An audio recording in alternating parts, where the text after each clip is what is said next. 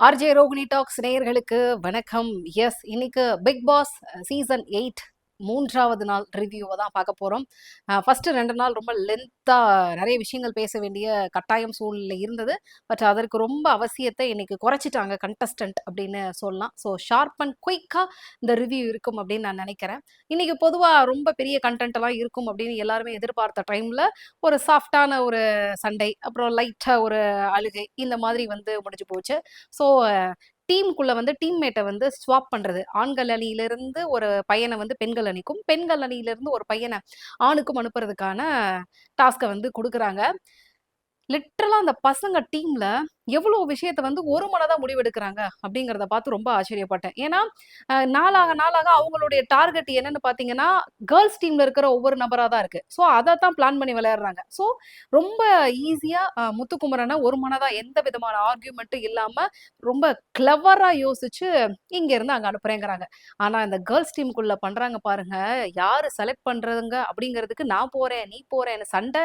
அதுல வந்து ஜாக்லினுக்கு ஒரு அழுக, பவித்ராக்கு ஒரு கோபம், சுனிதாக்கு ஒரு ஆர்கியூமெண்ட், இவ்வளவு விஷயம். இங்க லிட்டரலா ஒரே ஒரு விஷயம் நல்லா தெரியுது. இந்த கேர்ள்ஸ் டீமுக்குள்ள அந்த ஒற்றுமை அப்படிங்கிறது சுட்டு போட்டாலும் வராது. அது என்னமோ தெரியல, பெண்களுக்கான சாபமா இல்ல உலகத்தோடைய நடப்பே அப்படிதானா அப்படிங்கறதுல பெரிய சந்தேகமே இருக்குதுங்க. இந்த பொம்பளை பசங்க ஒரு 5-6 பேர் ஒண்ணா இருந்தா ஒத்துமையா இருக்கிறதுக்கு வாய்ப்பே இல்லையா அப்படிங்கிறது மறுபடியும் மறுபடியும் இருக்கு. சிம்பிள்ங்க. யார் பெஸ்டா கேம் விளையாடுவா அப்படிங்கிற மைண்ட் செட்ல வரணும். ஓகே, ஒருத்தர் ரொம்ப அதீத ஆர்வமா இருக்காங்க அப்படின்னா ஏதோ ஒரு பெரிய பிளான்ல இருக்காங்கங்கிற ஒரு விட்டு கொடுக்கணும். இல்ல ஏதோ ஒரு இடத்துல ஒத்து போகணும். நீ வந்து பண்றல எனக்கு இதுல அது இல்லைன்னு சொல்லிட்டு அங்கேயே ரொம்ப எனக்கு ஒரு விஷயம் நல்லா ஞாபகம் வருது. இந்த ஒரு பசுமாடு எல்லாம் வந்து கூட்டமா இருக்கும். அதை வேட்டையாடுறதுக்கு ஒரு சிங்கம் வந்து ரொம்ப நாள் ட்ரை பண்ணிட்டு இருக்கோம். ஆனா சிங்கத்தால முடியவே முடியாது. ஏன்னா 4 மாடுமே ஒற்றுமையாவே இருக்கும். அப்போ ஒரு நரி வந்து தந்திரம் பண்ணுமா, 4 பேரையும் வந்து தசை திருப்பி தனித்தனியா பிரிக்கிறேன், அப்ப நீ வந்து ஒவ்வொன்னா அடிச்சு காலி பண்ணு அப்படின்னு ஒரு கதை சின்ன வயசுல படிச்சிருப்பீங்க. சேம் சினாரியோ ஸ்டோரி தான் வந்து எனக்கு இங்க நடக்கிறது தெரியுது. கேர்ள்ஸ் டீம் விஷயத்துல ரொம்ப ஈஸியா பாய்ஸ் டீம் அவங்கள அடிச்சு காலி பண்றாங்க. ஆனா அது எதுவுமே தெரியாம உள்ளுக்குள்ள கேவலமா சண்டை போடுறதுங்கிறது நடந்துகிட்டே இருக்கு. ஸோ டீமை வந்து மாத்தினதுக்கு பிறகு ரூல் புக்கு திருப்பி வந்து கொண்டு வர்றாங்க. இங்க உள்ள நுழையிறதுக்கு என்ன மாதிரி ரூலு, அங்க நுழையிறதுக்கு என்ன மாதிரி ரூலு அப்படின்னு சொல்லிட்டு. ஸோ அப்புறம் கிராசரி ஷாப்பிங் வந்து பண்றாங்க. அதுலயே வந்து ஒரு பெரிய கிளாரிட்டியே இல்லை. பேசிக்கா அவங்களுக்கு ஓரளவுக்கா தெரிஞ்சிருக்கணும். ஒரு பொருளை வந்து கணக்கு பண்ணி தான் எடுக்கிறாங்க. அப்படி கூட பார்த்து 12,500 ஷாப்பிங்க்கு வந்து ஹாஃப் தான் வந்து கிராஸ் பண்ணாங்க. அதுலயும் வந்து விட்டுட்டாங்க. பட் அவங்களுக்கு போதுன்ற மாதிரி நினைச்சிருக்காங்கன்னு நினைக்கிறேன். பட் ஒரு விஷயம் ரொம்ப கிளவரா, உப்பு வந்து தெரியாம எடுத்தாங்க.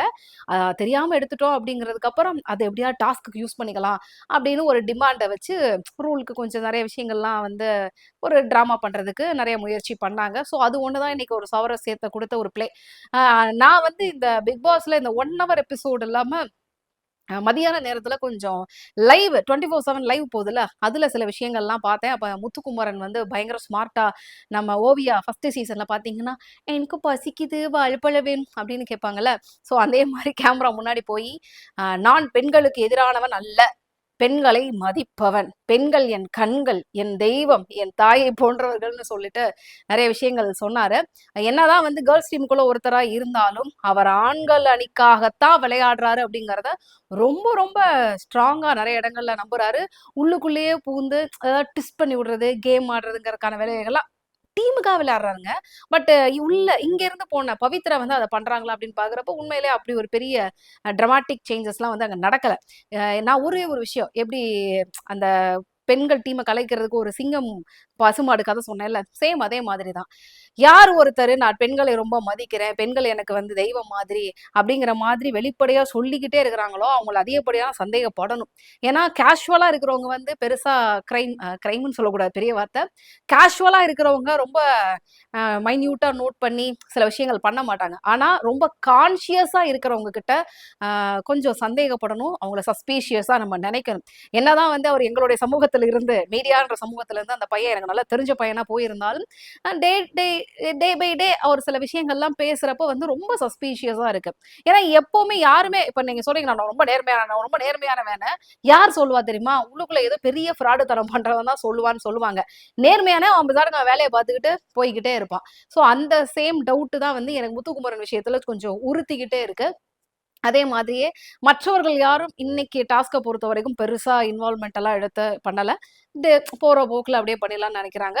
ரவீந்தர் வந்து தன் பேச்சு தான் பலம் அப்படிங்கிறத மீண்டும் மீண்டும் ஞாபகப்படுத்திக்கிட்டே இருக்கிறார். ஏன்னா ஒரு தண்ணி விஷயத்துல பவர் எடுத்து எப்படி யூஸ் பண்ணலாம், அதே மாதிரி உள்ள நுழையிறவங்கள சும்மா விட்டுறக்கூடாது, ஒரு டாஸ்க் கொடுத்து பண்ணணும், இந்த மாதிரி பல விஷயங்களை வந்து ரூல் பண்ற ஒரு கேட்டகரியில தான் ரவீந்தர் பாக்குறேன். ஸோ கண்டிப்பா அவருடைய பேச்சு திறமை அண்ட் கண்டென்ட்டை வந்து ஸ்ட்ராங்கா கொடுக்கக்கூடிய ஒரு அசாத்திய திறமை வந்து கொஞ்ச நாட்களுக்கு அவரை சர்வே பண்ண வைக்கும் அப்படின்னு நான் நம்புறேன். அதே மாதிரி இன்னைக்கு 24/7 லைவ்ல வந்து தீபக் ஏதோ டாஸ்க் எல்லாம் வலிக்கு விழுந்து இந்த சீன்ஸ் காலில் அடிபட்டு கொஞ்சம் வலிகளோட வேதனைகளோட இருந்தாரு. அதற்கான விஷயமும் போச்சு.